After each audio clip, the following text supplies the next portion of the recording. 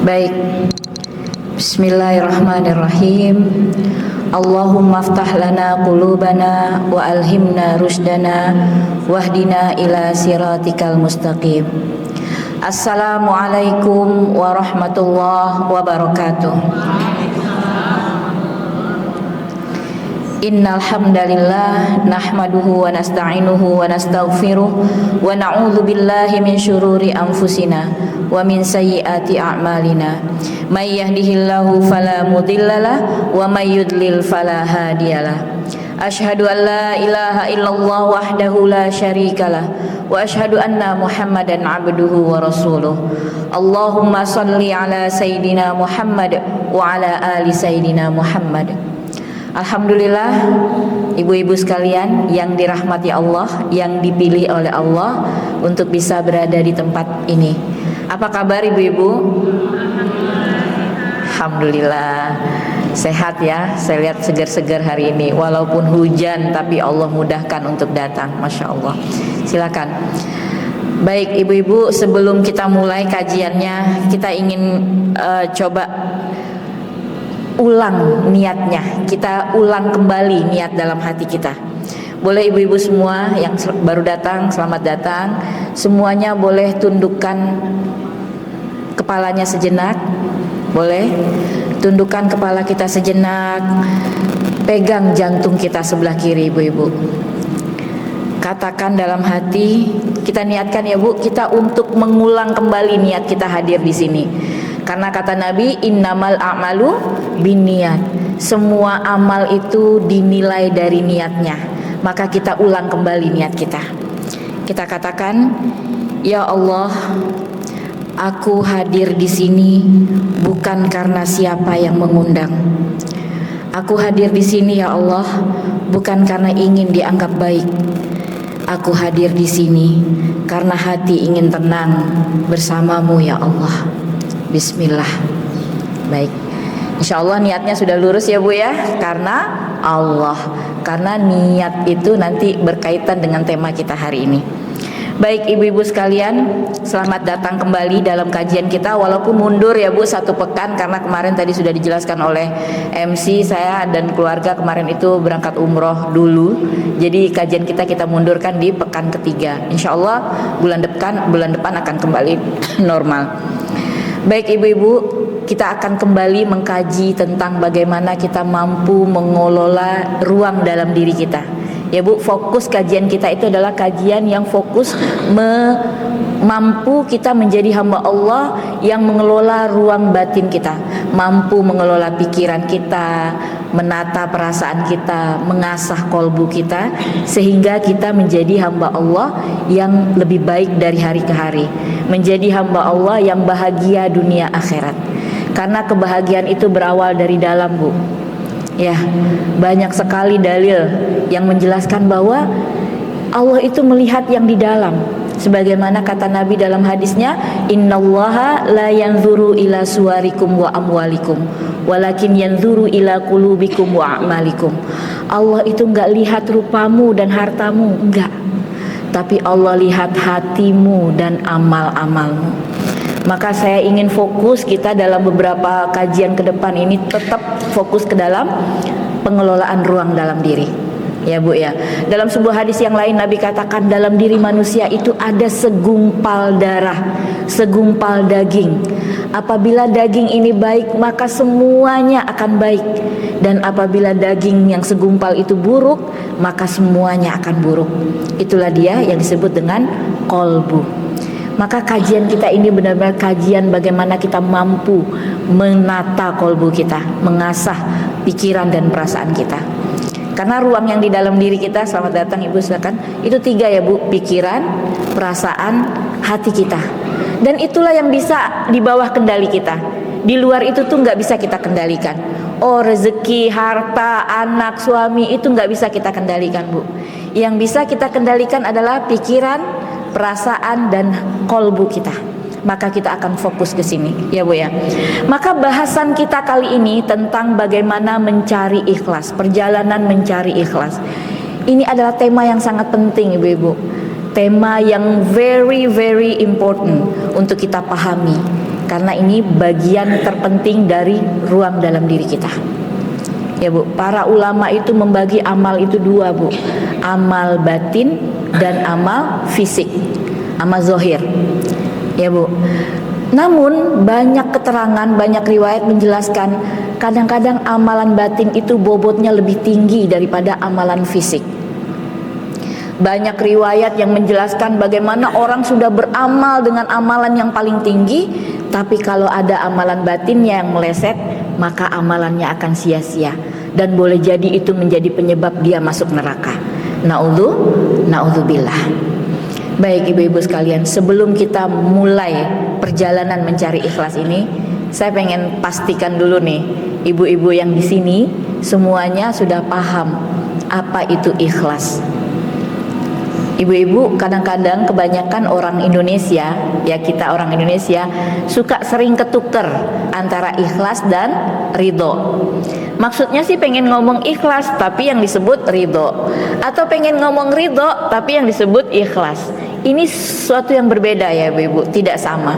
Sekarang saya tanya ibu-ibu, hari ini saya kehilangan dompet, kehilangan HP, saya harus ikhlas atau saya harus ridho? Yang ikhlas tunjuk tangan. Harus ikhlas. Yang ridho? Yang ridho 3 orang. Hari ini kita lagi dikasih sakit sama Allah, kita harus ikhlas atau ridho? Ridho. Yang jawab ikhlas? Ragu-ragu.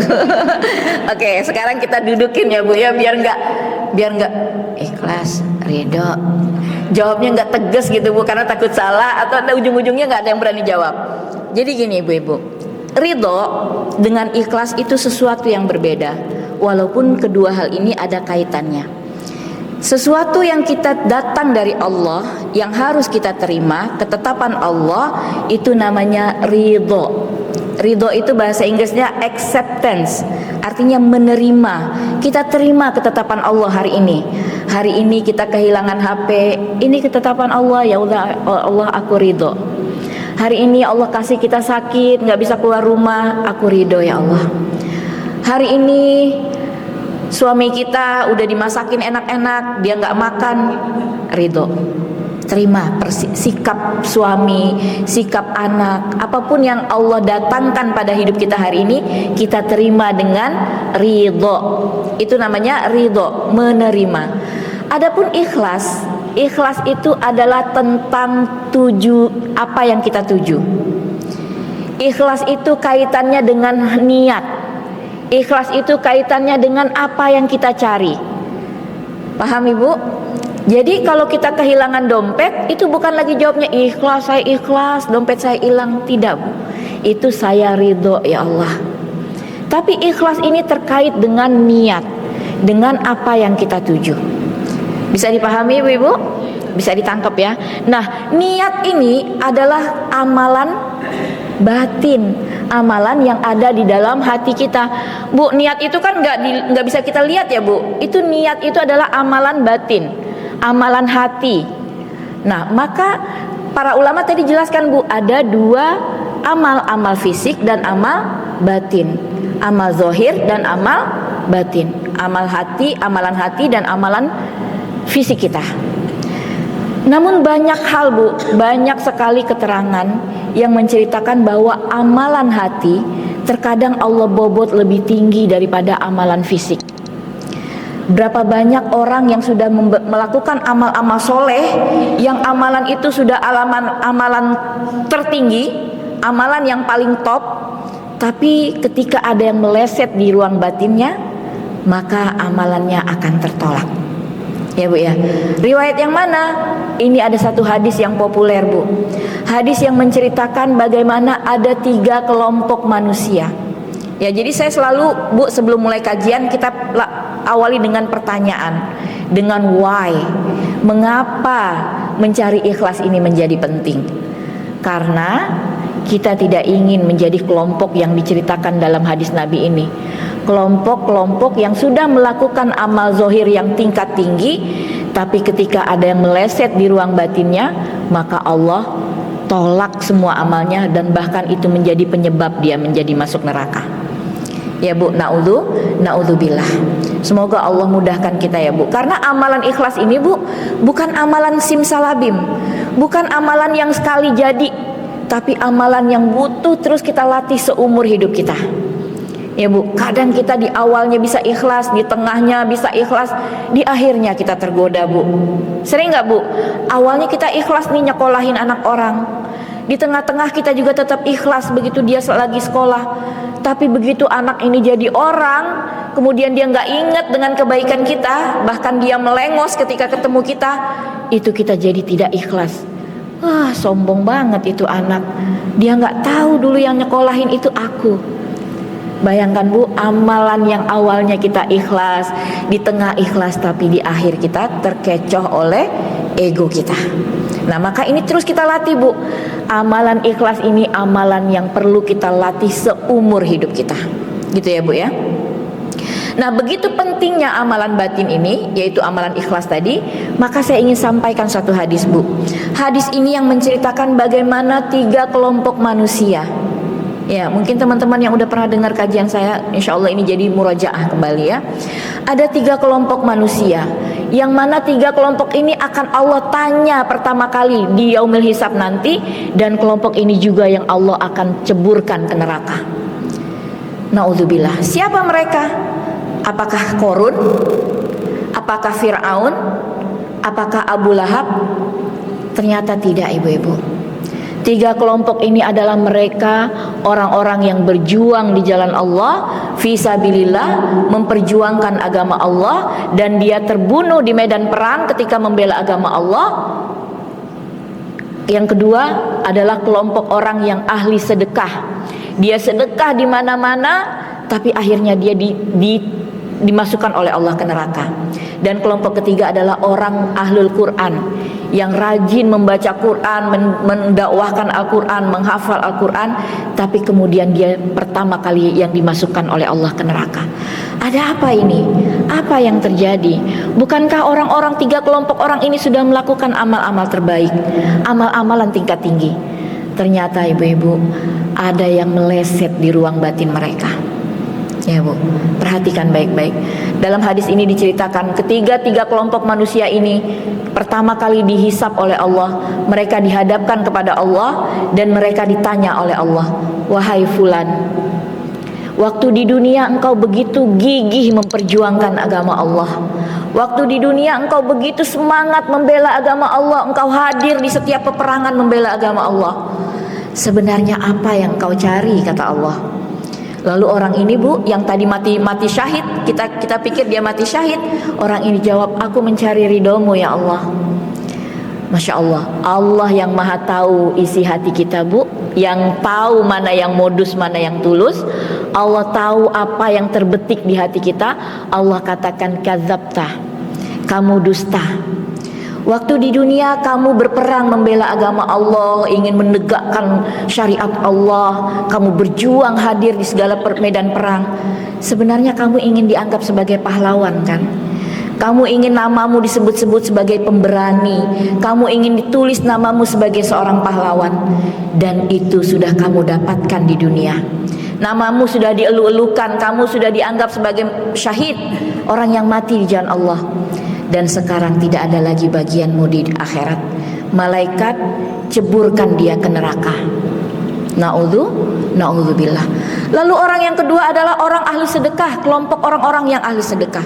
Ditanya oleh Allah, wahai fulan, waktu di dunia engkau sering sekali berderma, engkau bersedekah di mana-mana, engkau berbuat baik di mana-mana, berbagi di mana-mana. Sebenarnya apa yang kamu cari? Dia katakan, ya Allah, aku mencari ridhomu. Allah yang maha tahu isi hati kita Bu, Allah katakan, kadzabta, kamu dusta. Waktu di dunia kamu berbuat baik, beramal soleh, bersedekah, berbagi di mana-mana, karena kamu ingin dipuji kan? Karena kamu ingin dianggap sebagai orang yang dermawan, karena kamu ingin dianggap sebagai orang yang berbaik hati, berbudi pekerti. Dan itu sudah kamu dapatkan di dunia. Namamu sudah harum di mana-mana, orang-orang sudah menyebutmu sebagai dermawan. Dan sekarang tidak ada lagi bagianmu di akhirat. Malaikat ceburkan dia ke neraka. Na'udzubillah. Dan kelompok yang ketiga Bu, ini adalah otokritik buat kita para ustadz, para dai, para hafiz Quran, para pendakwah yang mendakwahkan Al-Quran, guru-guru yang mengajarkan Al-Quran.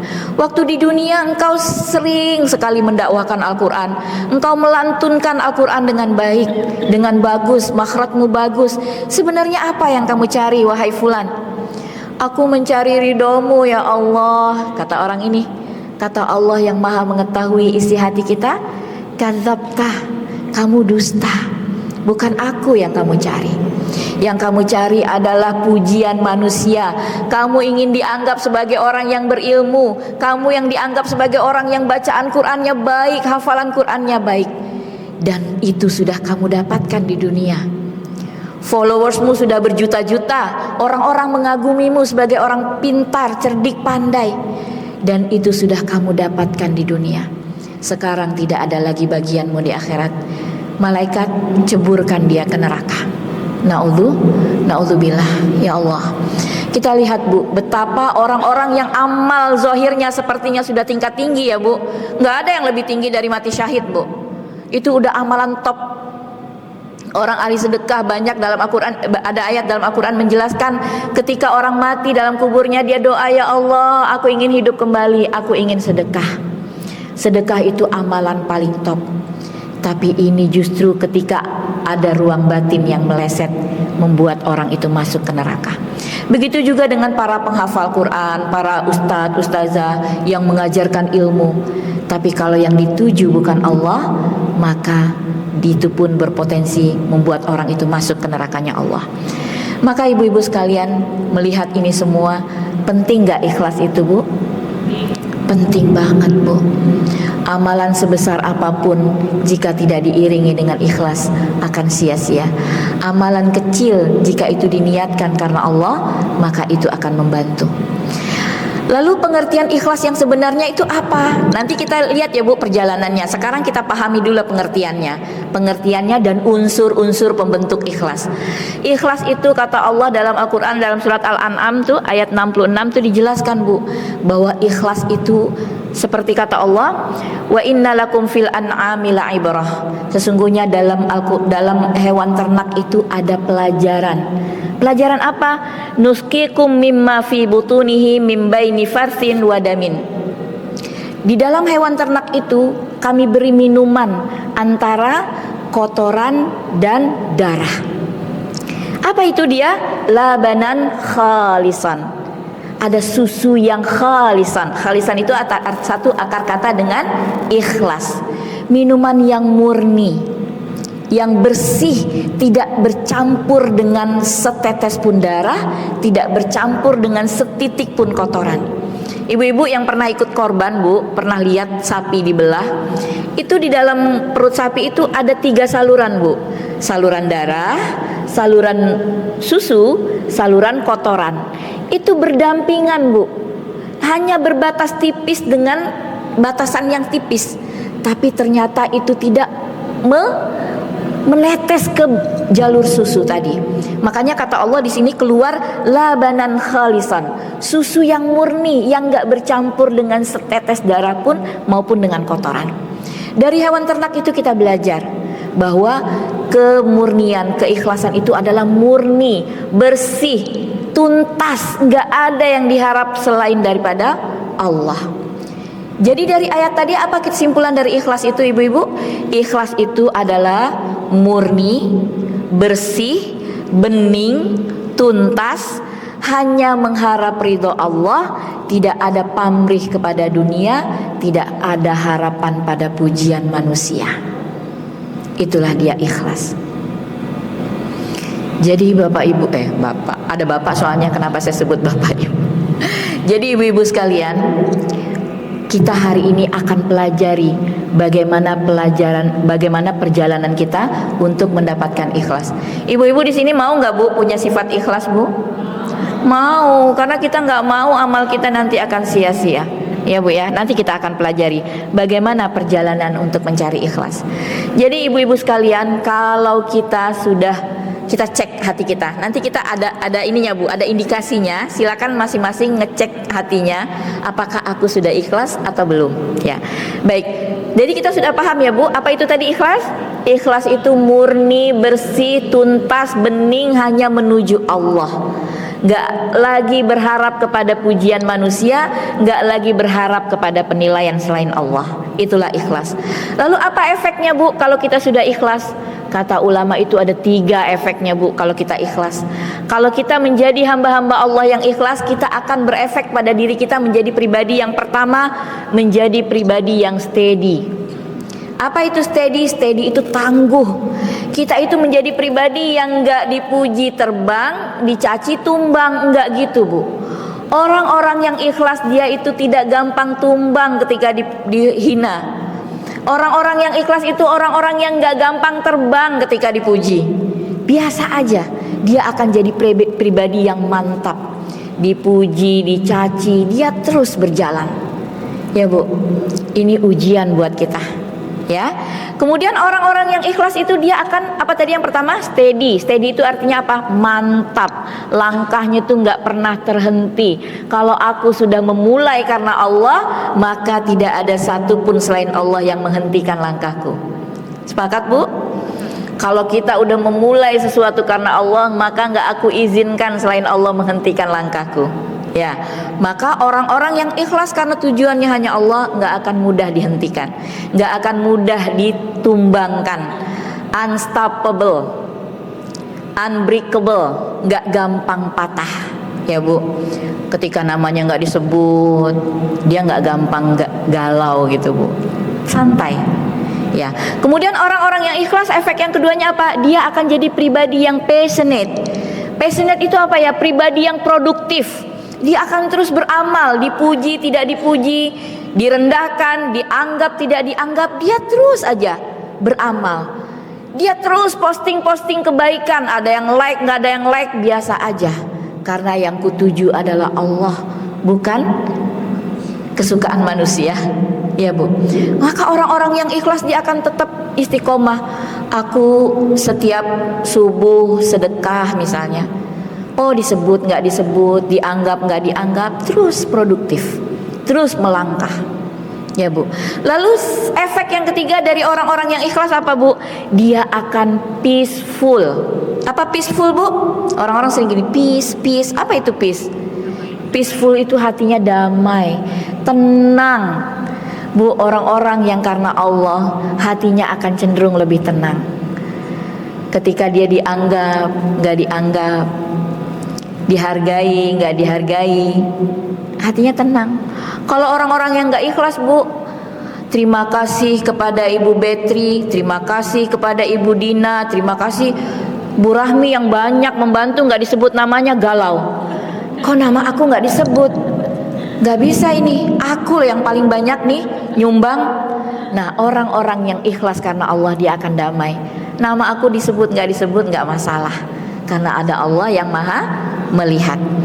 Baik, gitu ya Bu. Jadi efek dari orang-orang yang ikhlas, dia akan mantap, dia akan terus beramal, nggak terhentikan, dia akan damai hatinya. Wah, mantap banget ini hati yang kayak gini ya Bu. Pingin nggak Bu punya hati yang seperti ini? Pingin banget, pingin punya hati yang damai, punya hati yang mantap, nggak gampang galau, nggak apa istilah anak sekarang, nggak insecure gitu ya ketika namanya nggak disebut, akan damai terus, nggak galau. Baik, lalu sebenarnya, nah ini selesai ya Bu, telah paham kita pengertian ikhlas apa, lalu efek dari ikhlas apa. Sekarang kita bahas tentang apa sih pembentuk keikhlasan itu. Jadi ikhlas itu Ibu ternyata dibentuk dari 3 rukun hati. Ikhlas itu dibentuk dari 3 kondisi hati kita. Apa dia Bu? Yang pertama, kita mampu ikhlas kalau kita itu ada, ini dalam peribadatan kita kepada Allah ya Bu. Dan ini juga bisa kita terapkan dalam pelayanan kita kepada pasangan, kepada anak, kepada siapapun, kepada langganan. Ini bisa kita terapkan. Tapi ini kita lagi bahas tentang bagaimana kita ikhlas dalam beribadah kepada Allah. Ikhlas itu akan terbentuk dari 3 rukun hati, 3 kondisi hati, 3 rasa yang ada dalam hati. Apa dia? Yang pertama, kita akan mampu ikhlas beribadah kepada Allah kalau di hati kita itu ada cinta kepada Allah. Disebut dalam syariah istilahnya mahabbah. Kita akan mampu ikhlas kepada Allah kalau di hati kita tuh ada cinta kepada Allah. Bu, kita itu mampu beramal kalau kita mencintai Allah. Lalu yang kedua apa, Bu? Kita akan mampu ikhlas kalau di hati kita itu ada harap kepada Allah. Itu apa nama dalam istilah syariahnya? Harap itu roja. Dan kita akan mampu ikhlas kepada Allah ketika di hati kita itu ada rasa takut kepada Allah, yaitu disebut dengan khauf. Nanti kita bahas satu-satu ya, Bu. Jadi, Bu, kita akan mampu ikhlas dalam beribadah kepada Allah. Harus ada tiga rukun hati ini. Harus ada 3 rasa dalam hati kita ini. 3 rasa ini bukan 3 yang untuk saling mengalahkan satu sama lain, tapi ini saling menguatkan, bukan untuk saling menghilangkan. Tiga ini harus ada. Kita nggak mungkin beribadah kepada Allah hanya dengan membawa cinta. Nanti kita akan jadi sesat dengan sufisme yang berlebihan, ekstrim. Atau kita hanya akan beribadah kepada Allah dengan hanya membawa rasa harap. Nanti kita akan juga tersesat, Bu. Kita akan menggampangkan dosa, ya, Bu. Atau kita beribadah kepada Allah dengan hanya membawa rasa takut. Itu juga berbahaya, Bu. Itu akan membawa kita beribadah tidak dengan tenang, ya, Bu. Maka 3 rukun hati ini harus ada di hati kita. Dan ibu-ibu sekalian, tahu nggak, Bu? Ternyata 3 rukun hati itu ada dalam 3 ungkapan rasa yang setiap hari kita baca dalam sholat. Mungkin ibu-ibu selama ini belum menyadari, tapi setelah kita tadaburi, ternyata 3 pernyataan, 3 ungkapan rasa ini tiap hari itu kita ucapkan minimal 17 kali dalam sholat wajib kita. Belum ditambah tahajud, belum ditambah duha, belum ditambah amal-amal yang lain. Apa dia? Nah, kita ungkapkan satu-satu ya, Bu. Kita kaji, kita bedah satu persatu, dan mudah-mudahan dengan memahami ini akan membuat ibu-ibu yang mendengarkan semua yang ada di sini, sholatnya akan jadi lebih nikmat. Sholatnya akan sepenuh rasa, ya, Bu. Yang pertama, ungkapan cinta itu, Bu, ternyata itu ada dalam Al-Fatihah ayat kedua. Apa dia ayatnya? Alhamdulillahi Rabbil Alamin. Alhamdulillahi Rabbil Alamin artinya apa, Bu? Segala puji bagi Allah, Tuhan semesta alam. Ternyata ini adalah ungkapan yang sangat indah, Bu. Rangkaian ungkapan cinta kita kepada Allah. Ketika kita mengucapkan Alhamdulillahi Rabbil Alamin, rasakan nanti, Bu, dalam sholat, ya Allah, aku berterima kasih kepadamu dengan sepenuh cinta. Jadi tahmid dengan tasyakur itu beda, Bu. Kalau syukur hanya bilang syukron, itu cuman ungkapan terima kasih. Tapi kalau alhamdulillah itu adalah ungkapan terima kasih kepada Allah, ungkapan syukur kepada Allah, tapi ada cinta di dalamnya. Ya, Bu, nanti ibu-ibu sholat baca Al-Fatihah, Bu, rasakan, Bu, kita bilang sama Allah, ya Allah, aku mencintaimu, makasih ya Allah, terima kasih atas semua kebaikanmu. Jadi Al-Fatihah itu adalah ungkapan cinta kita kepada Allah, ya, Bu, ya. Jadi cinta yang kita rasakan kepada Allah ini sebenarnya adalah ungkapan yang kita sehari-hari ucapkan. Bu, setiap kita bisa bilang cinta ya, Bu. Ada lagunya ya, Bu. Semua bisa bilang cinta, tapi harus ada buktinya, Bu. Nah, begitu juga dengan Allah. Cinta kita kepada Allah itu nggak bisa kita bilang aku cinta sama Allah kalau tidak ada buktinya. Apa bukti cinta kita kepada Allah? Sebelum kita bahas tentang itu, saya ingin kasih tahu, Ibu, ada pendapat seorang ulama, Bu, namanya Syekh Abdurrahman As-Sa'adi. Kata dia itu, Bu, sebenarnya setiap hari Allah itu ngajak kita, Bu, untuk mencintainya. Dengan apa? Dengan Allah hadirkan kebaikan-kebaikan dalam hidup kita. Saya tanya ibu-ibu sebelum kita bahas itu, Bu, biasanya kita bisa mencintai sesuatu atau mencintai seseorang itu karena apa, Bu? Coba boleh Bu kasih saya ini Bu, masukan. Biasanya kita mencintai sesuatu atau mencintai seseorang karena apa Bu? Biasanya karena dua ya Bu. Yang pertama karena keindahan pasti ya Bu. Karena ya kita suka gunung karena gunung itu indah. Kita suka suami kita pasti karena enak. Menurut kita indah itu relatif ya Bu. Belum tentu indah menurut ini. Tapi pasti karena indah yang pertama. Dan kedua kita bisa mencintai seseorang pasti karena kebaikannya. Betul ya Bu? Kalau orang terus-terusan baik sama kita, lama-lama kita cinta ya Bu. Ya kan? Ada orang yang selalu hadir ketika kita susah, ketika kita butuh bantuan, lama-lama kita akan cinta. Sekarang poinnya Bu, coba ibu-ibu tanya, siapa yang paling mencintai kita dalam hidup ini? Siapa yang paling baik ngurusin kebutuhan kita dalam hidup ini? Allah. Betul. Makanya kata ulama ini, sebenarnya setiap hari Allah itu ngajak kita untuk mencintainya. Dengan apa? Dengan Allah beri kita kebaikan tiap hari Bu.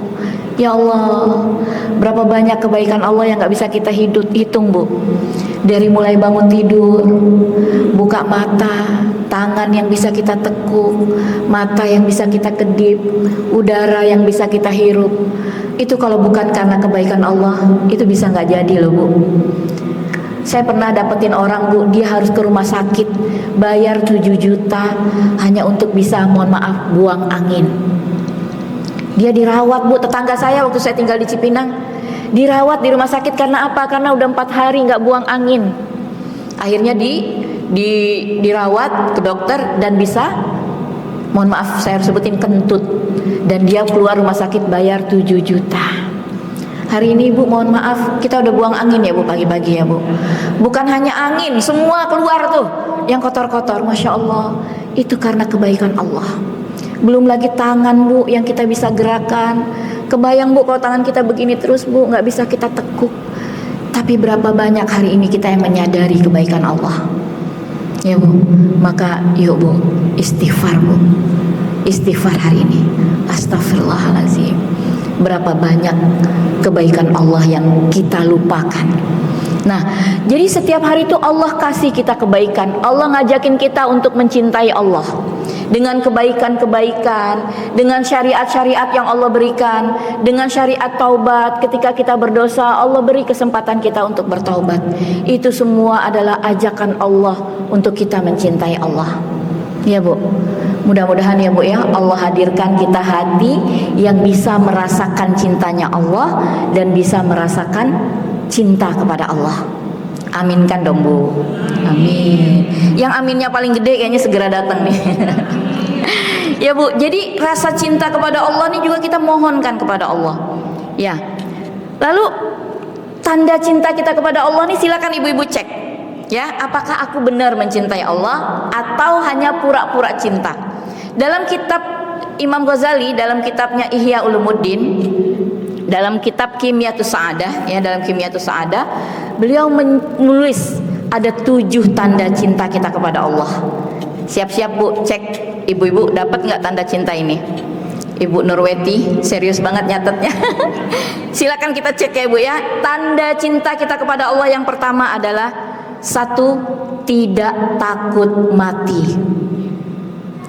Orang-orang yang mencintai Allah dia tidak takut mati. Bagaimana kita takut mati ya Bu? Bukankah kematian itu kita bertemu dengan zat yang maha mencintai kita? Ya Bu, hari ini cek hati kita Bu, apa masih takut mati atau sudah merindukan kematian? Kita pelajari teorinya dulu ya Bu, pelan-pelan Bu, pelan-pelan. Nanti akan ada saatnya kita tuh benar-benar, ya Allah aku rindu banget bertemu ya Allah. Nanti akan ada masanya ya Bu. Jadi orang-orang yang benar-benar mencintai Allah, dia tidak takut mati. Saya ingin kisahkan satu kisah Bu, dalam kitab Ihya Ulumuddin, Imam Ghazali ceritakan bagaimana Nabi Ibrahim. Nabi Ibrahim itu gelarnya apa Bu? Khalilullah, betul ya Bu? Khalilur Rahman. Nabi Ibrahim itu kekasihnya Allah, orang yang paling dicintai oleh Allah. Lalu Nabi Ibrahim ini diceritakan dia itu bisa melihat malaikat maut datang. Ketika malaikat maut datang kepada Nabi Ibrahim tanyakan, wahai malaikat maut, kamu ingin cabut nyawa aku ya? Iya, kata malaikat maut. Sebentar malaikat maut, coba tanyain dulu deh ke Allah. Apa iya zat yang katanya mencintai seorang hamba tega mencabut orang yang dicintainya? Malaikat maut tidak berani jawab, Bu, karena yang bertanya kekasihnya Allah. Kata Nabi Ibrahim, malaikat coba tanyain dulu ke Allah, apa benar Allah tega mencabut nyawa orang yang dicintainya? Lalu malaikat maut pergi menemui Allah. Lalu malaikat maut sampaikan pertanyaan Nabi Ibrahim. Kata Allah, wahai Ibrahim, sampaikan, wahai malaikat, sampaikan kepada Ibrahim, apakah ada orang yang mengaku cinta tapi tidak berindu bertemu dengan kekasihnya? Masya Allah, romantis banget ya, Bu. Jadi kata Allah, kalau Ibrahim itu kekasihku, emang dia nggak kangen bertemu aku? Maka malaikat maut sampaikan itu kepada Ibrahim, wahai Ibrahim, Allah katakan, apakah ada orang yang mengaku mencintai kekasihnya tidak rindu bertemu dengan kekasihnya? Maka saat itu juga Nabi Ibrahim katakan, wahai malaikat, cabut nyawaku sekarang juga, aku rindu bertemu kekasih sejatiku. Jadi gitu ya, Bu, orang yang benar mengaku mencintai Allah, maka dia tidak takut mati. Lalu yang kedua, tanda kita mencintai Allah yang kedua adalah rela mengorbankan kehendak Allah di atas kehendaknya. Bu, tidur di 2/3 malam tuh paling asik ya, Bu. Paling enak tuh saat deep sleep itu tuh benar-benar kita lagi ngantuk-ngantuknya, tapi kata Allah, wa minal laili fatahajjat bihi nafilatan lak asa ayyab'atsaka rabbuka maqaman mahmuda. Kata Allah dalam Al-Qur'an, pada 1/3 malam hendaklah kalian tahajud, bangun. Semoga dengan itu menjadi amalan sunnah buat kalian, dan semoga dengan itu Allah angkat derajat kalian. Ya Allah, ngantuk sih ya Allah, tapi karena Engkau suka, aku rela bangun. Bu, orang yang mencintai Allah, dia akan korbankan semua kesenangannya demi kesenangan Allah. Tanda yang ketiga apa, Bu? Selalu mengingat Allah. Zikir nggak lepas ya, Bu. Bukankah kita akan selalu ngingat ya, Bu? Yang kita cintai itu, apa-apa yang kita lihat tuh ingat orang yang kita cintai ya, Bu. Maka orang-orang yang mencintai Allah, dia akan selalu mengingat Allah. Yang keempat, orang-orang yang mencintai Allah, dia akan mencintai apapun yang ada hubungannya dengan Allah. Akan cinta dengan Al-Quran, akan cinta dengan Rasulullah, akan cinta dengan makhluk-makhluknya Allah. Jadi orang yang benar mencintai Allah, dia nggak punya benci di hatinya, Bu. Dia akan mencintai apapun yang berkaitan dengan Allah. Lalu yang kelima, Bu, orang yang cintanya benar sama Allah, dia suka menyendiri. Ya, Bu, karena saat kita sendiri itu kita benar-benar bisa intens bersama Allah. Lalu yang keenam, orang yang mencintai Allah itu Allah buat ibadah itu jadi mudah buat dia. Sesibuk apapun dia, Allah akan beri dia kemudahan. Bu, ini khusus buat yang pedagang Tanah Abang ya. Ya, kita ini semua pedagang di Tanah Abang. Insya Allah, kalau kita benar mencintai Allah, Allah akan mudahkan kita untuk terus beribadah. Ya, Bu, saat pelanggan datang, Allah panggil, Allahu Akbar, Allahu Akbar, itu Allah mudahkan kita bilang ke pelanggan, maaf ya, Bu, saya sholat dulu, nanti kita sambung lagi. Insya Allah. Ya, saya udah buktikan berkali-kali, Bu, karena saya juga punya toko. Begitu azan kita bilang sama pelanggan, Ibu mohon maaf saya sholat dulu, nanti kalau Ibu mau ini, atau Ibu bareng saya yuk. Berapa kali tuh boleh tanya karyawan, berapa kali saya ajak ibunya, Bu kita sholat dulu yuk, Bu, ntar belanja lagi habis ini. Tanggung, insya Allah nanti habis dari sini ikut, Bu, ada 5 orang saya ajak sholat. Dan yang ketujuh, tanda kita mencintai Allah adalah kita cinta akan ketaatan dan benci akan kemaksiatan. Ya, Bu, bukan benci sama orang yang ahli maksiatnya, bukan, tapi benci dengan amalan maksiat itu. Nah, lalu, Bu, itu tadi tanda cinta kita kepada Allah. Jadi alhamdulillahirrabbilalamin, itu adalah ungkapan cinta kita kepada Allah. Lalu ungkapan harap kita kepada Allah itu ada di ayat selanjutnya, Bu. Ar-Rahmanir-Rahim. Dalam surat Al-Fatihah ayat ketiga itu ada ayat Ar-Rahmanir-Rahim, itu adalah ungkapan harap kita kepada Allah. Ya Allah, aku berharap Engkau kasihi dan Engkau sayangi. Apa arti Ar-Rahmanir-Rahim, Bu? Yang Maha Pengasih dan Maha Penyayang. Jadi ketika kita ucapkan Ar-Rahmanir-Rahim, bayangkan, Bu, kita mengharapkan kasih sayang Allah. Ya, Bu, ya. Bu, Setiap kita pasti pingin ya Bu, dikasih dan disayang sama Allah, ya Bu, dikasih dan disayang. Tapi seandainya ibu-ibu harus memilih, ibu-ibu mau milih dikasih apa disayang Bu? Benar, disayang aja tapi nggak dikasih sama Allah gimana? Mau nggak Bu? Seandainya kita harus milih, aku mau disayang atau dikasih, ibu-ibu mau dikasih atau mau disayang sama Allah? Disayang pastinya Bu, karena dikasih belum tentu disayang, tapi disayang biasanya dikasih. Kalaupun belum dikasih, itu pasti karena Allah sayang, ya Bu. Jadi kita nggak usah galau Bu ketika melihat orang banyak dikasih sama Allah. Itu bukan tanda kemuliaan seseorang, ya Bu. Ditundanya pun pemberian Allah kepada kita, itu juga bukan tanda Allah marah sama kita, tidak Bu. Boleh jadi Allah tunda pemberiannya karena Allah sayang sama kita. Allah pengen nyelamatin kita supaya kita nggak tergelincir dengan pemberian Allah yang kita sebenarnya belum siap. Berapa banyak Bu orang dikasih sama Allah, tapi justru itu membuat dia terjerumus karena sejatinya dia belum siap, akhirnya sama Allah diambil lagi. Jadi Bu, hari ini tenang aja Bu, dikasih dan disayang tentunya itu harapan kita. Tapi ya Allah, aku kok belum dikasih juga. Itu tanda sayang Allah sama kita. Jadi Ar-Rahman Ar-Rahim itu adalah ungkapan harapan kita kepada Allah. Ya Allah, aku berharap Engkau kasihi ya Allah, aku harap Engkau sayangi ya Allah. Ya Bu, kalaupun hari ini belum dikasih, itu tandanya Allah sayang sama kita. Jadi dikasih belum tentu disayang, tapi kalau disayang biasanya dikasih. Kalaupun belum dikasih, itu pun karena sayang. Ya Bu ya, insya Allah kita nggak galau lagi. Itu enak banget ya, dia dikasih terus sama Allah, dikasih uang, dikasih harta, dikasih anak, dikasih suami yang baik. Itu belum tentu tanda Allah sayang, ya Bu. Karena dikasih belum tentu disayang. Ibu-ibu pernah ngasih tukang parkir? Sayang nggak Bu sama tukang parkir? Kok ketawa? Ya, jadi dikasih itu belum tentu disayang. Tapi kalau ibu-ibu sudah disayang, kita sayang banget sama anak kita Bu, tapi anak kita minta es krim lagi pilek, kita kasih nggak Bu? Nggak kita kasih. Karena apa? Karena kita sayang. Nak, kamu lagi batuk, nanti ya ibu kasih kalau batuknya udah selesai. Bayangkan Allah itu seperti itu sama kita Bu. Hari ini belum dikasih, ya Allah, aku udah buka toko tiap pagi tapi belum dikasih juga. Karena Allah sayang. Bu, teruslah bersangka baik sama Allah. Kata Allah apa Bu? Ana inda dhanni abdi bi. Aku itu sesuai sangkaan hambaku padaku. Kalau kita terus bersangka, ya Allah, makasih ya Allah, Engkau udah sayang banget sama aku, Engkau tahan rezekiku hari ini karena Engkau sayang sama aku ya Allah, berarti akan Engkau siapkan rezeki yang lebih banyak dari ini. Pahami 3 hal ini Bu. Sesuatu yang diberikan oleh Allah hari ini itu adalah yang terbaik.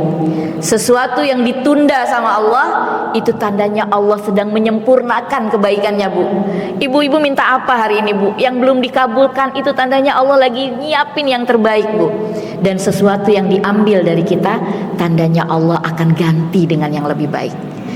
Itu harus kita yakin Bu, karena keyakinan kita itu yang akan menjadi kenyataan.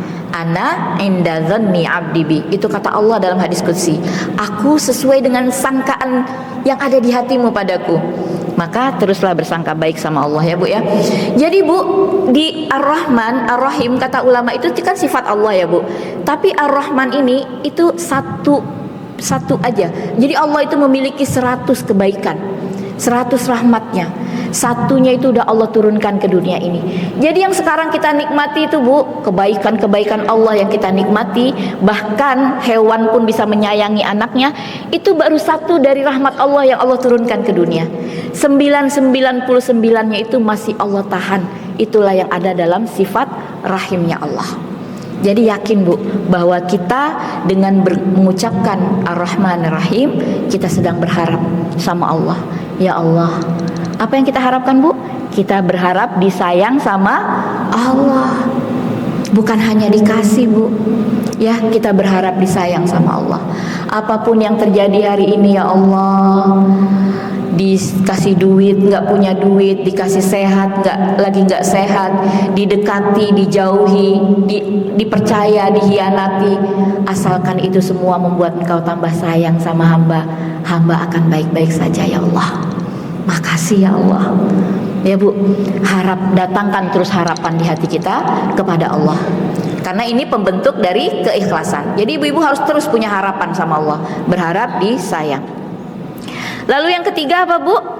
Rasa takut. Rasa takut ini ada dalam ungkapan yang mana Bu? Dalam ungkapan ayat selanjutnya. Apa Bu ayat selanjutnya? Maliki yaumiddin. Kata ulama dalam kitab-kitab tafsir yang saya baca, Maliki yaumiddin ini adalah ungkapan rasa takut kita. Artinya apa Bu? Maliki yaumiddin itu Allah yang menguasai hari pembalasan.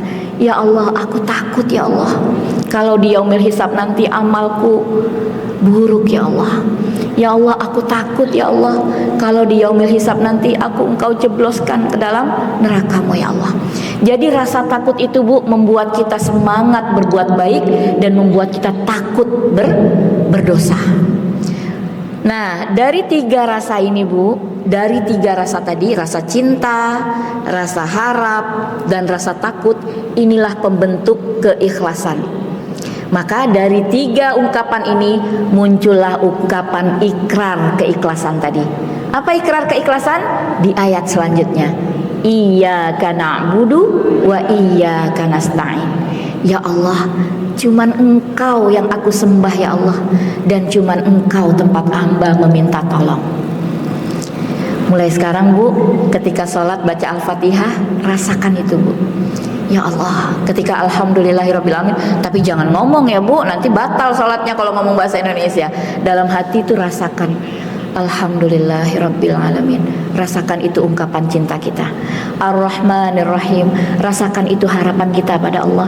Ya Allah, aku berharap Engkau kasihi dan Engkau sayangi. Maliki yaumiddin, rasakan takut ya Allah, aku takut hari kiamat nanti ya Allah. Baru setelah itu kita ungkapkan keikhlasan kita kepada Allah. Iyyaka na'budu wa iyyaka nasta'in.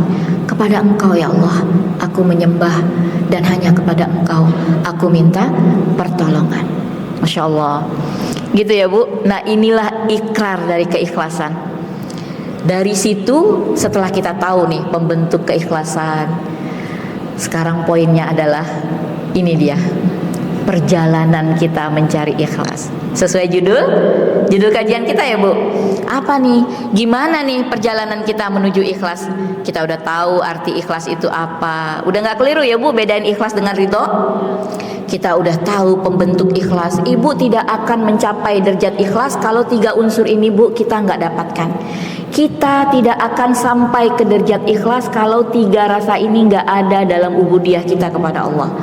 Rasa cinta, rasa harap, dan rasa takut. Pelan-pelan Bu, ini butuh latihan. Mungkin awal-awal kita beribadah kepada Allah mungkin diawali dengan rasa takut.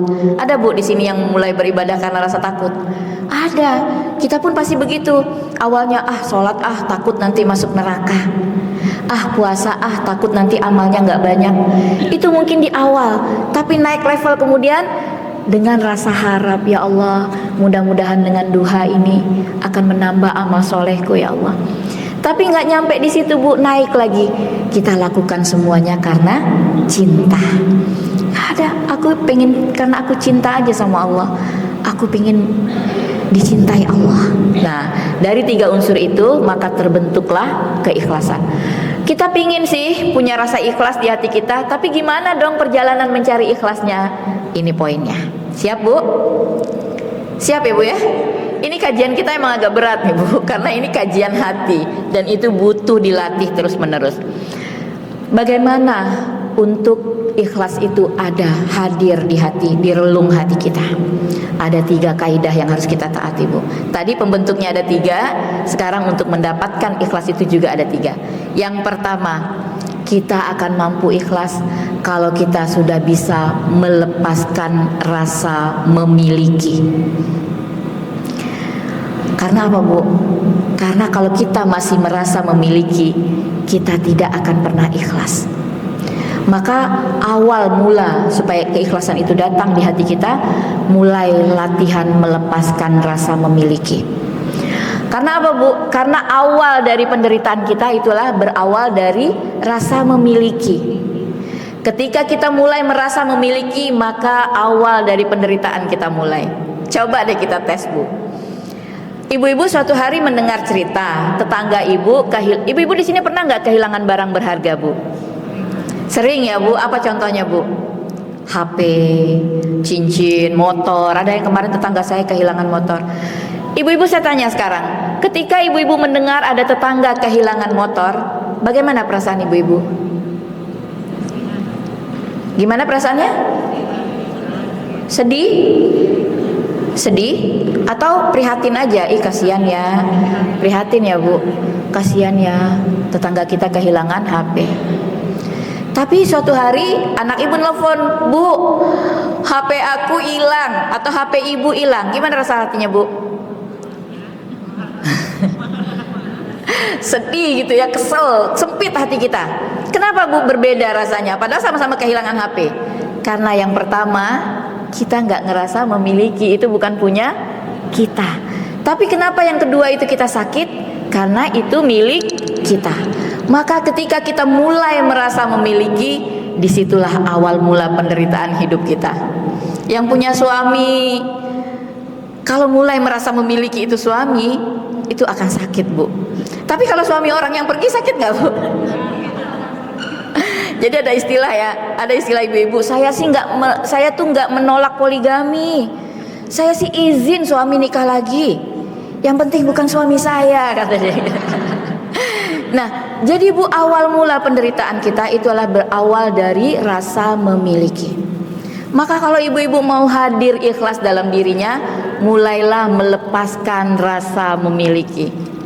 Ya, Bu. Karena rasa memiliki yang kuat itu akan membuat kita sakit. Ya, Bu. Kita akan menderita kalau kita menggenggam terlalu keras sesuatu. Bu, coba pegang sesuatu, dipegang, digenggam keras-keras, Bu, itu akan menyakitkan. Maka mulai sekarang, Bu, lepaskan satu persatu. Yakini bahwa kita ini sejatinya nggak memiliki apa-apa. Kita ini hanya dititipi anak, dititipi suami, dititipi harta, dititipi perniagaan, dititipi amanah jadi guru, dititipi jadi pejabat. Sejatinya kita tidak memiliki apa-apa. Bu, Allah yang ngomong dalam Al-Quran, lillahi ma fis samawati wa ma fil ard. Milik Allah semua yang ada di langit dan yang ada di bumi, termasuk diri kita.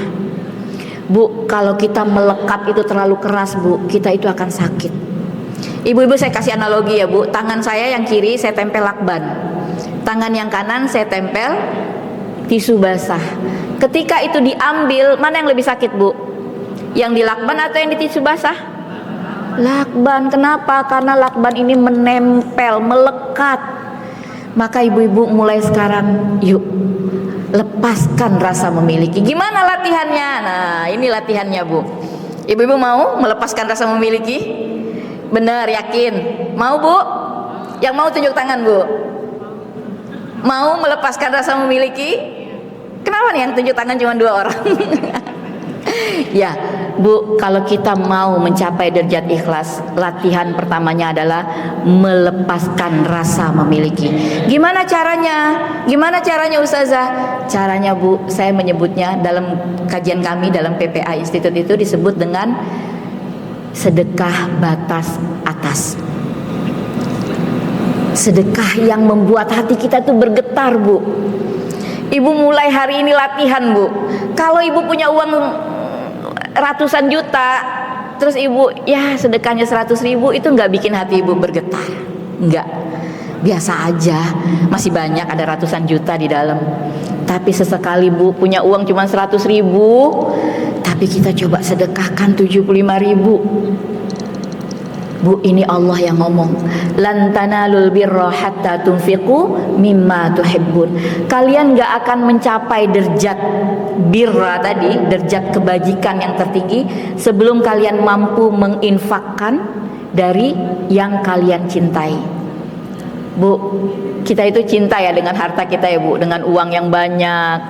Tapi coba sekali-kali, Bu, kalau ibu-ibu benar-benar mau nih ikhlas hadir di hati kita, coba latihannya mulai berikan infak yang membuat hati kita bergetar.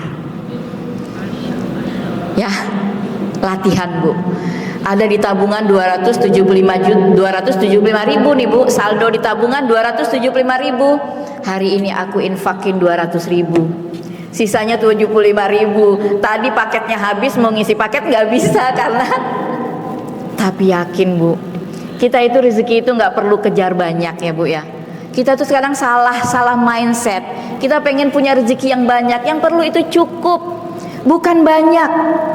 Berapa banyak orang yang uangnya banyak tapi tidak pernah merasa cukup, akhirnya dia tetap korupsi. Yang perlu kita cari itu adalah cukup, berkah.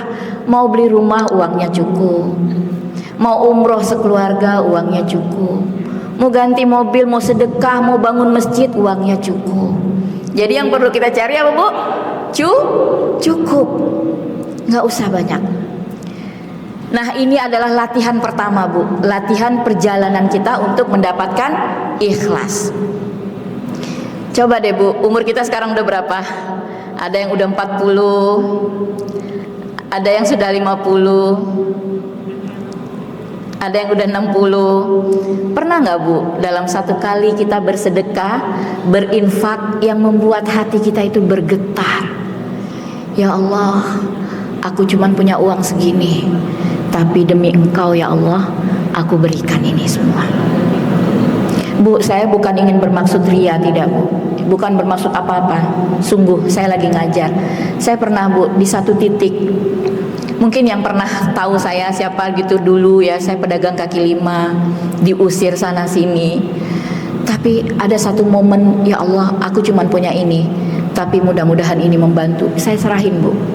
Itu hati saya getar tuh Bu, ya Allah. Itu setan mulai bisik-bisik, lu mau ngasih ini tuh ntar miskin loh. Bismillah. Waktu itu Bu saya ingat banget di Masjid Pondok Indah, saya punya cuman gelang, lumayan lah Bu, berapa gram waktu itu. Saya bilang, ya Allah, aku gak bisa bantu apa-apa sama saudara-saudaraku di Palestina. Aku cuman punya harta terbaik ini. Saya buka Bu, saya buka, saya diem masukin. Dan mudah-mudahan itu jadi saksi nanti. Dan tapi alhamdulillah Bu, alhamdulillah semua Allah beri kemudahan. Allah pelan-pelan tuh semua mimpi kita tuh kayak Allah wujudkan. Ya Bu, dan mudah-mudahan ini ikhlas.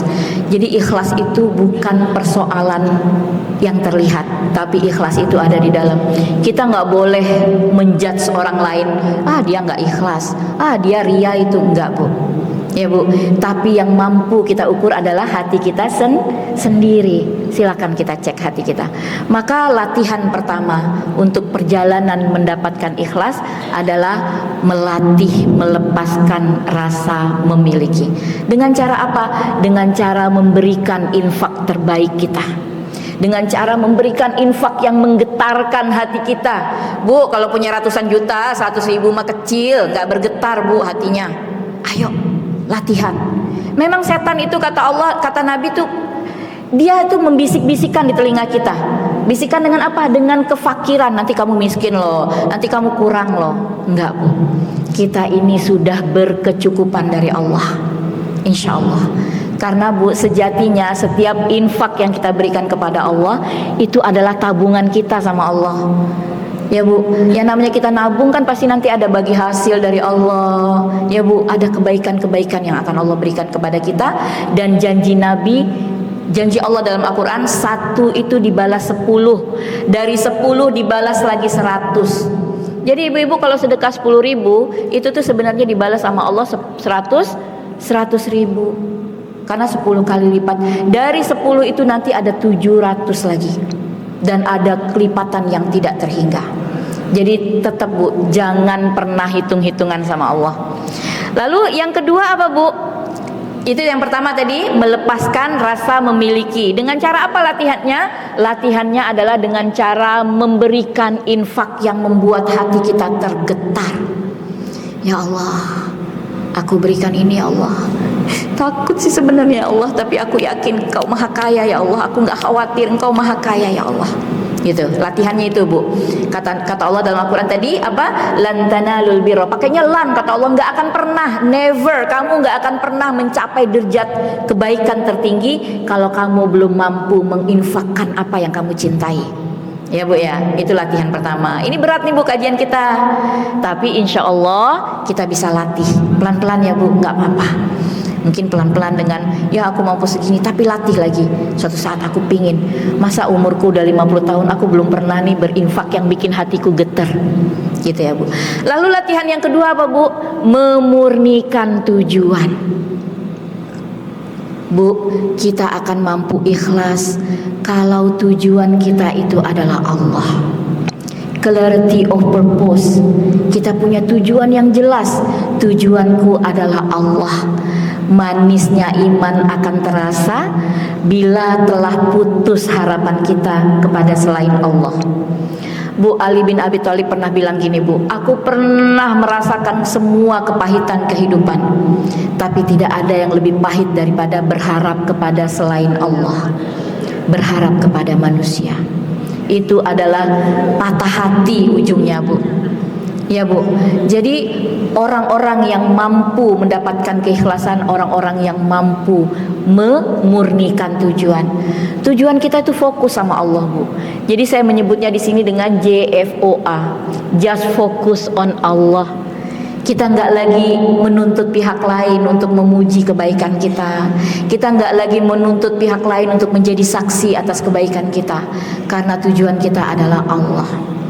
Dipuji, dianggap, dihargai, tidak dihargai, nggak masalah. Bukankah pujian-pujian manusia itu nggak bikin kita ke surga ya Bu? Atau hinaan-hinaan manusia juga nggak bikin kita masuk neraka? Maka fokuslah pada Allah. Orang-orang yang berfokus pada Allah tuh hatinya tenang. Akan sangat lelah Bu hati kita bila yang kita tuju adalah bukan selain Allah. Ya, kalau hari ini kita tujuannya supaya dianggap ini Bu, kita capek, kita lelah. Kita dagang cari duit, tujuan kita bukan ingin dianggap jadi orang kaya, enggak. Tujuanku adalah Allah, supaya dengan rizki ini aku bisa banyak melakukan kebaikan-kebaikan, supaya dengan rizki ini memudahkan aku untuk beramal soleh. Ataupun sekarang lagi nggak diberi rizki, istilahnya lagi disempitin sama Allah, nggak apa-apa. Asalkan dengan ini membuat aku semakin dekat sama Allah, aku akan baik-baik saja ya Allah. Gitu ya Bu. Maka lalu yang ketiga apa Bu?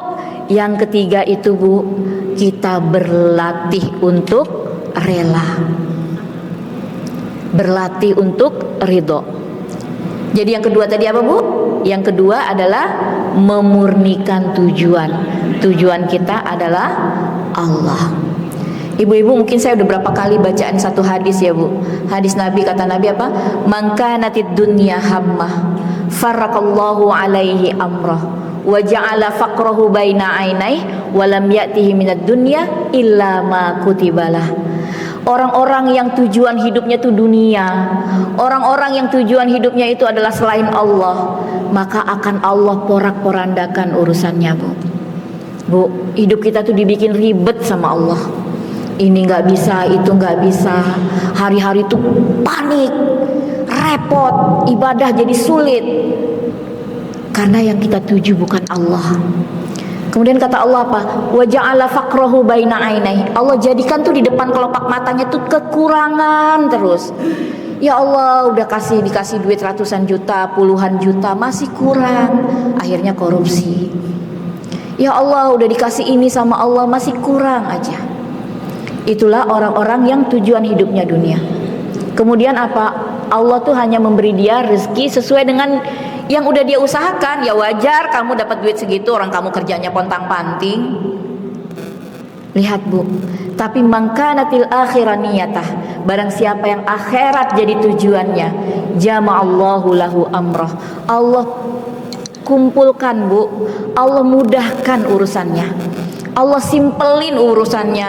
Mau ini gampang, bisa ngurus ini, bisa ngurus umat, bisnis juga keurus. Ya Bu, umat juga bisa dibersamai, anak-anak, suami, bisnis, belajar, menuntut ilmu, berbagi ilmu. Bu, inilah kalau kita jadikan Allah tujuan kita. Wa ja'ala ghinahu fi qalbi, dan Allah jadikan rasa kaya di hatinya. Bu, kaya itu bukan persoalan banyak, kaya itu persoalan rasa. Ya Bu, kalau kita punya mental kaya, kita itu akan merasa berlimpah Bu. Ada orang minta bantu, kita nggak sulit memberi. Orang kita berkelimpahan kok. Gimana sih kalau berlimpah, Bu?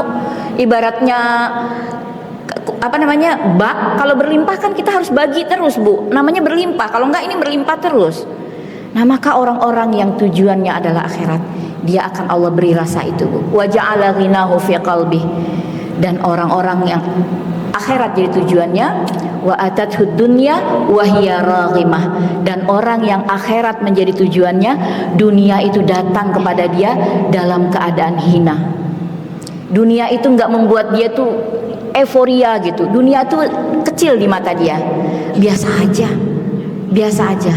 Bukankah keduniaan itu tidak mengantarkan seseorang jadi mulia? Ya, Bu ya. Yang mengantarkan kita jadi mulia itu apa, Bu? Apa, Ibu-ibu? Yang mengantarkan kita jadi mulia di hadapan Allah itu apa? Ketakwaan kita. Inna akramakum indallahi atqakum, kata Allah dalam Al-Quran. Sesungguhnya orang yang paling mulia di antara kalian adalah yang paling bertakwa. Bukan yang paling kaya, bukan yang paling cantik, bukan yang paling pintar, bukan yang paling berkuasa, tapi orang yang paling bertakwa. Gitu ya, Bu. Maka kita rubah tujuan hidup kita adalah akhirat. Bukan berarti kita meninggalkan dunia, enggak. Dunia tetap kita jalani, tapi itu semua dalam rangka mendekat kepada Allah. Gitu ya, Bu. Dan latihan yang ketiga adalah berlatih rela. Kita rela, kita berlatih ridho, menerima semua ketetapan Allah. Ya, Bu ya. Jadi apapun ketetapan Allah hari ini, aku ridho ya Allah, aku rela ya Allah. Sehingga kita bisa mencapai derajat ikhlas. Jadi apa tadi, Bu? Pembentuk ikhlas ada 3, yaitu cinta, harap, dan takut. Lalu perjalanan untuk mendapatkan ikhlas itu latihannya apa tadi, Bu? Latih melepaskan rasa memiliki dengan memberikan sedekah terbaik. Lalu yang kedua, berlatih memurnikan tujuan, hanya Allah sebagai tujuan kita. Fokus hanya mendapatkan penghargaan dari Allah. Dan yang ketiga adalah berlatih ridho, berlatih rela. Gitu ya, Bu ya. Ya, mungkin kajian singkat ini semoga bisa bermanfaat dan kita terus berlatih. Insya Allah kita sampai 11:30 karena zuhur juga agak telat. Kita juga tadi mulainya telat karena kasihan kawan-kawan kita yang jauh yang udah berusaha datang. Alhamdulillah Allah hadirkan. Dan itu mungkin kajian kita hari ini. Semoga pelan-pelan bisa kita kunyah ya, Bu ya. Pelan-pelan kita latih, Bu. Saya juga lagi tertatih-tatih, Bu, melatih diri untuk menjadi pribadi yang ikhlas. Bu, sebentar Ibu-ibu, ada satu pesan di Al-Quran, Bu. Ketika iblis itu ditunda oleh Allah untuk dimasukkan ke neraka, iblis bilang, aku akan goda semua anak Adam. Dan hampir semuanya bisa aku goda, kecuali satu orang yang gak bisa aku goda ya Allah. Siapa dia?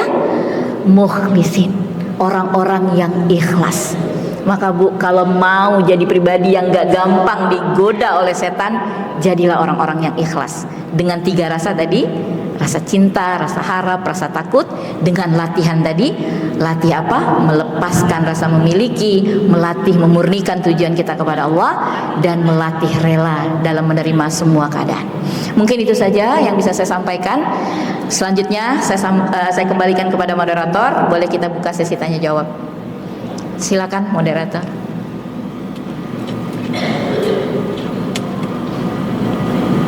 Alhamdulillah, jazakallahu khairan Ustazah. Langsung aja ya Ibu, kita buka kalau bisa 3 orang ya penanya untuk materi yang disampaikan Ustazah. Jangan sampai pertanyaannya itu di luar materi hari ini. Untuk penanya pertama dipersilakan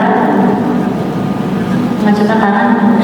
Ya. Ibu silakan langsung saja ke depan ya Bu.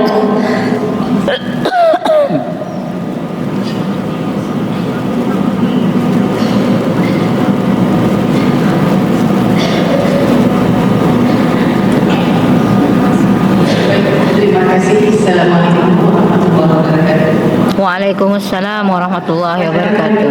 Sangat-sangat bagus, dan itu adalah untuk melatih kita sebagai untuk mencapai tujuan kita istiqomah. Ya. Dari tadi pelajaran saya perhatikan ya, bagaimana kita melatih pikiran, perasaan, dan hati kita untuk mencapai keikhlasan kita. Satu. Kedua, dalam kita melakukan sholat itu bagaimana untuk kita khusyuk, ya. Kita padahal dari pertama kita untuk berniat Allah Akbar saja untuk sholat, kita udah berniat untuk khusyuk, tapi godaan tadi, setan tadi, dari mulai kita baca Bismillah dengan nama Allah, ya Allah, Alhamdulillah, artinya tapi ada aja godaan pertengahan jalan. Itu bagaimana untuk mencapai kekhusyukan itu? Terima kasih. Assalamualaikum warahmatullahi wabarakatuh. Waalaikumsalam warahmatullahi wabarakatuh. Kita langsung jawab atau dikumpulin dulu? Langsung jawab. Baik. Iya, pertanyaan Ibu Arnel ini udah pertanyaan semua orang kayaknya Ibu. Kita sampai sekarang tuh latihan terus, ikut pelatihan bagaimana sholat khusyuk. Itu memang butuh latihan yang pertama Ibu. Tapi setidaknya ada hal-hal yang bisa kita lakukan. Yang pertama Bu, kita lakukan sebelum sholat. Sebelum sholat kita lakukan upaya-upaya yang terbaik. Apa? 15 menit sebelum sholat kita udah wudhu, kita udah duduk di tempat sejadah, kita baca sholat wudhu, doa setelah wudhu. Pokoknya amalan-amalan sebelum sholat kita lakukan. Kita wudhu yang terbaik, kita mengilmui Bu bagaimana wudhunya Rasulullah, ya Bu, wudhu yang terbaik. Kemudian siapkan diri, itu sebelum sholat. Ketika sholat kita lakukan sholat kita sesuai dengan sholatnya Nabi. Sallu kama ra'aitumuni usolli, kata Nabi.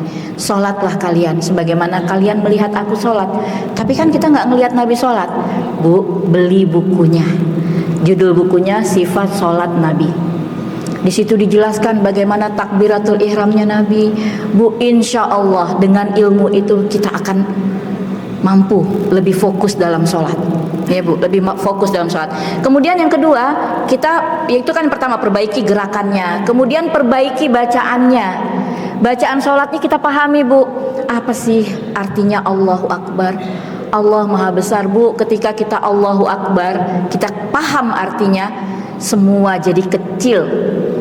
Perdagangan kita kecil, keluarga kita kecil, masalah kita kecil, hutang-hutang kita kecil. Allahu Akbar, Allah yang Maha Besar. Pahami itu dulu. Setelah itu pahami doa iftitahnya. Doa iftitah yang biasa kita baca misalnya Allahumma ba'id baini wa baina khotoyaya kama ba'adta bainal masyriqi wal maghrib. Ya Allah, jauhkan aku dari kesalahan-kesalahanku sebagaimana Engkau jauhkan antara barat dan timur. Kita pahami artinya tuh Bu. Kita baca Al-Fatihah, begitu juga ketika membaca Al-Fatihah. Itu dalam gerakan dan dalam bacaan. Dalam rasa Bu, hadirkan Allah sebagai zat yang maha besar yang sedang kita sembah. Bu, ketika kita menghadap, contoh nggak usah jauh-jauh, menghadap Pak RW di rumah kita, atau siapalah, katakanlah orang yang kita anggap besar, bisa nggak kita nggak fokus Bu? Bisa nggak ngadep Pak RT-nya ngomong kita sambil main HP? Atau kita ngadep Pak RT dengan baju daster yang seadanya? Bu, amalkan ini. Saya alhamdulillah itu saya amalkan. Saya sholat itu punya baju sendiri. Saya nggak pernah sholat pakai baju yang saya pakai tidur, nggak pernah, alhamdulillah. Sejak saya haji 2006 itu Ustadz saya jelaskan kayak gitu. Jadi ada seorang sahabat yang dia itu dapetin surganya Allah karena dia tuh setiap malam tuh mempersiapkan bajunya, pakaiannya untuk dipakai besok sholat subuh menghadap Allah. Jadi usahakan Bu, jangan baju daster kita yang udah kita pakai tidur, udah bolak-balik kamar mandi kita pakai lagi sholat. Bayangkan kita menghadapi Pak RW aja segitu perfectnya performa kita. Ini kita menghadapi Allah, zat yang menggenggam nyawa kita, zat yang memberi kehidupan buat kita, zat yang memberi kita makan. Terus kita bisa gitu seadanya, Allah Akbar. Rasakan itu. Aku sedang berhadapan dengan zat yang maha kuasa. Aku sedang berhadapan dengan zat yang menguasai hidupku. Ya Bu. Dan kemudian Bu, jangan lupa kita doa sama Allah. Ya Allah, tolong aku ya Allah untuk bisa khusyuk dalam sholat. Ini kita baca terus ya Bu. Apa doanya Bu? Allahumma a'inni ala zikrika wa syukrika wa husni ibadatik. Ya Allah, aku mohon padamu, tolong aku ya Allah untuk jadi hambamu yang bersyukur, hambamu yang selalu berzikir, dan hambamu yang selalu memperbaiki amalnya. Itu disunahkan Bu, kita baca sebelum salam tuh, sebelum assalamualaikum kita baca Allahumma a'inni ala dzikrika wa syukrika wa husni ibadatika, atau setelah sholat boleh kita perbanyak doa. Nah itu doa itu membuat Allah tuh sayang sama kita. Insya Allah setelah itu Allah bangun, Allah hadirkan kekhusyuan dalam hati kita. Memang kata Allah dalam Al-Quran, sholat itu hal yang berat kecuali hanya pada orang-orang yang khusyuk. Jadi khusyuk itu penting ibu-ibu. Latihannya bagaimana tadi? Sebelum sholat kita mulai. Jadi kita sholat itu dengan penuh kesadaran Bu. Jangan sholat itu istilahnya di waktu senggang. Sholat yang di waktu senggang akan berbeda dengan sholat yang kita usahakan dari awal. Sholat di waktu senggang misalnya gimana? Lagi yang banyak belanja nih, layanin dulu. Ntar sholat di waktu senggang, ntar sholat di waktu sepi. Itu akan beda dengan ya Allah aku datang ya Allah 15 menit, 10 menit sebelum azan kita udah siap-siap. Itu akan beda Bu. Benar. Saya maksudnya udah cukup umur banyak dikasih Allah, udah mengalami juga. Akan beda ketika kita sebelum sholat tuh sudah bersiap diri, kita melakukan amal kita dengan penuh kesadaran, bukan sholat sekedar sholat. Nah udah gitu Bu, sebelum sholat kita udah siapin, saat sholat juga kita rapihin apanya, gerakannya, rukuknya Nabi seperti apa ya, takbiratul ihramnya Nabi kayak apa ya, iktidalnya Nabi seperti apa ya, tasyahudnya Nabi seperti apa ya, tawaruknya Nabi seperti apa ya. Itu kita pelajari Bu. Baca, beli buku judulnya Sifat Sholat Nabi karangan Albani. Udah ada bahasa Indonesianya Bu. Nah setelah itu, setelah kita pahami bacaannya, gerakannya, kemudian kita jangan lupa doa sama Allah. Ya Allah bantu hamba untuk khusyuk. Itu arti sholat itu Bu, mulai dari takbir sampai salam itu isinya doa. Bayangkan Bu, kita lagi ngerengek sama Allah. Allahumma ba'id baini wa baina khotoyaya kama ba'adta bainal masyriqi wal maghrib. Ya Allah, jauhkan kesalahan-kesalahanku sebagaimana Engkau jauhkan antara barat dan timur. Al-Fatihah isinya doa, doa ruku isinya doa, doa ketika duduk di antara dua sujud isinya doa, tahajud tasyahud isinya doa. Ya Bu, maka bayangkan kita seperti orang yang sedang berdoa. Jadi penuh kekhusyuan. Gitu ya Bu, mungkin itu yang bisa saya jawab. Insya Allah mudah-mudahan Allah bantu kita untuk bisa menjadi hamba-hamba Allah yang khusyuk dalam beribadah kepada Allah. Ada lagi? Ini Bu Mil bolak-balik diri duduk, kesian. Boleh saya iniin ya Bu moderator, boleh? Ada lagi yang mau bertanya? Cukup? Kalau tidak ada yang bertanya, kita tutup kajiannya. Baik, alhamdulillah ya Bu ya. Kita tutup, kita bungkus kajian kita ini dengan kesimpulan apa? Ikhlas adalah amalan hati. Amalan hati terkadang dibobot lebih besar oleh Allah daripada amalan fisik. Ya, maka penting untuk menghadirkan ikhlas di hati kita. Jangan sampai kita menjadi kelompok orang-orang yang sudah beramal, amalan fisiknya sudah tingkat tinggi, sudah jihad di jalan Allah, sudah sedekah, sudah memberi ilmu, membaca Al-Quran, menghafalkan Al-Quran, mendakwakan Al-Quran, tapi kemudian menjadi kelompok yang pertama kali dihisap oleh Allah dan pertama kali dimasukkan ke neraka oleh Allah. Karena apa? Karena tidak Allah yang ditujunya. Maka ikhlas itu menjadi penting.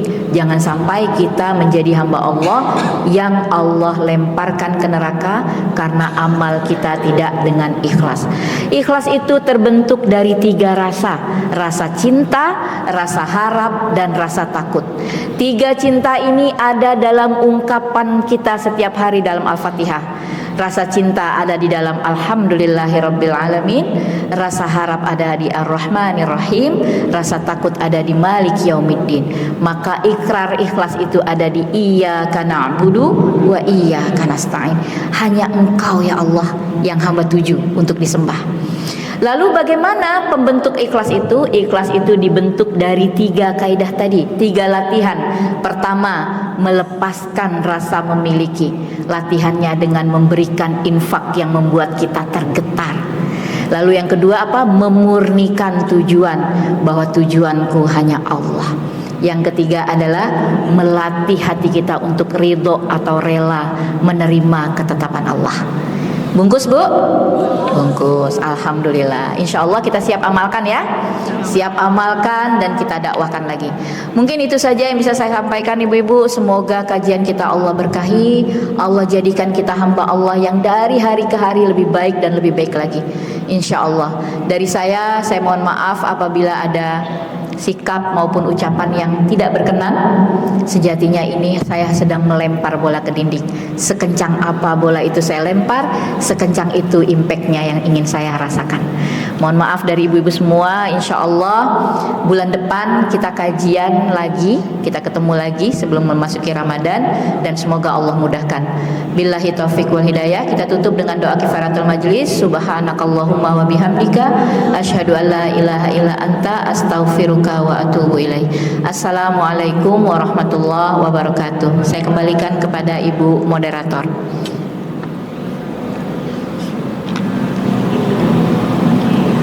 Alhamdulillahirrahmanirrahim. Selesai sudah kajian kita hari ini. Semoga ilmu yang diberikan Ustazah memberikan efek kepada kehidupan kita sehari-hari, dan Nanti saya boleh Ustazah semoga selalu diberikan kesehatan oleh Allah Subhanahu wa taala. Dan semoga bisa bertemu di WA aja.